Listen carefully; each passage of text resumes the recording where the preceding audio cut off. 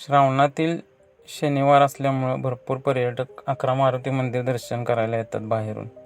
पुणे, मुंबई असू दे, कर्नाटक बाहेरच्या भागातून.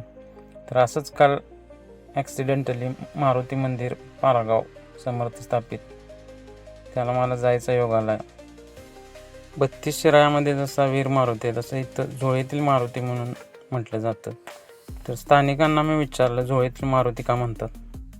तर समर्थ रामदास स्वामी यांच्या झोळीतील असणारा हा मारुती म्हणून त्याला झोळीतील मारुती म्हणतात.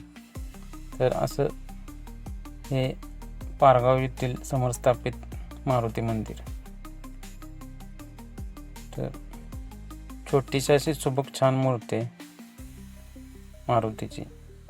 तर 11 मारुती दर्शन नक्की करा श्रावणामध्ये. शासनाने पर्यटकांना सुविधा द्यायला हव्या या 11 मारुती मंदिरांजवळ.